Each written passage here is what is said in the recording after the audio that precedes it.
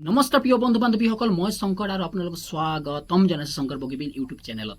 এতিয়া কথা কোৱা হৈছে যে আসাম পুলিচৰ ইউবি কাট অফ কিমান যাব, ইউবিৰ কাট অফটো কিমান যাব। এতিয়া কথা হৈছে আজি মই আপোনালোকক ইউবি কাট অফ কিমান যাব সেইটো এনালাইজ এটা কৰি ক'ম, যিটো জৰিয়ে আপোনালোকে জনাম যে যদি আপুনি সেই নাম্বাৰটোৰ ভিতৰত থাকে তো আপুনি ভাবি ল'ব যে আপোনাৰ এবাৰ চাকৰি হোৱাটো ফিক্স আছে, কিয়নো এবাৰ অভাৰলেপিং নহয়।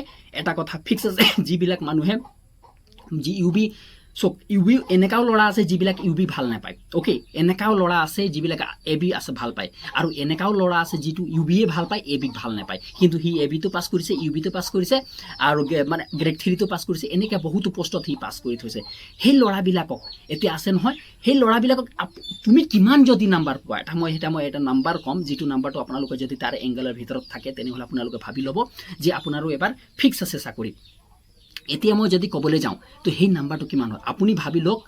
আপুনি বৰ্তমান যিটো এক্সট্ৰা মানে একাডেমিকেল মাৰ্ক যিটো আছে আপোনাৰ ওচৰত, যদি একাডেমিকেল মাৰ্ক আছে নাই, যদি আছে তেনেহ'লে প্লাছ পইণ্ট আছে আপোনাৰ ওচৰত, হয় নাই? একাডেমিকেল মাৰ্ক আপোনালোকে গম পাইছিলে 5 নম্বৰ আছিল, আৰু ভাইবাত 5 নম্বৰ আছিল, হয় নে নহয়? এতিয়া কথাটো হৈ গ'ল যি মাৰ্কবিলাক আছে আপোনালোকৰ, অ'কে।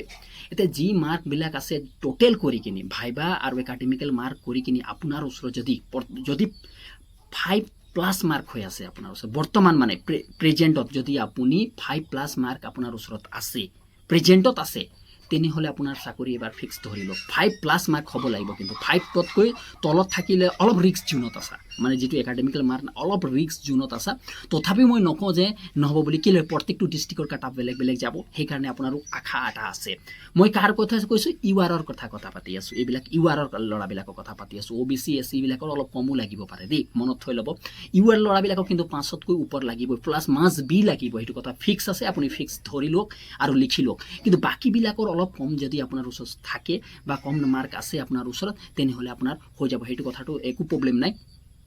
আপোনাৰ ওচৰত যদি 5তকৈ প্লাছ 6-7 থাকিলেও আৰু বেষ্ট আছে। যদি তাতকৈ কম আছে তেনেহ'লে আপুনি যদি SC ST হয় তেনেহ'লে তাতো আপোনাৰ হৈ যাব। আৰু এটা কথা বেষ্ট, আপুনি প্ৰত্যেকটো ডিষ্ট্ৰিক্টৰ অলপ বেলেগ বেলেগ কাট অফ যাব, সেইটো আপুনি এলেকা ফিক্স ধৰি লওক। এটা ডিষ্ট্ৰিক্টৰ same to same cut off, যেনেকৈ যিটো ডিব্ৰুগড় কাট অফ গ'ল সেইটো আপোনালোকে ধেমাজি আৰু লখিমপুৰত নাযাব পাৰে, তাতকৈ কমতো যাব পাৰে। সেইকাৰণে মই কাট অফৰ লিষ্ট এটা ভিডিঅ' বনাই আছোঁ, CLE ভিডিঅ' বনাই আছোঁ প্ৰত্যেকটো ডিষ্ট্ৰিক্টৰ, এইটো ওপৰত যাব। আজি মই কিন্তু অকল ইউবিৰ কাট অফৰ বিষয়ে বনালোঁ। IRC ৰিলেটেড ভিডিঅ' বহুত জলদি পাব। তেতিয়াহ'লে ধন্যবাদ। ভিডিঅ'টো যদি ভাল লাগিলে চেনেলটো ছাবস্ক্ৰাইব কৰিব নাপাহৰিবা।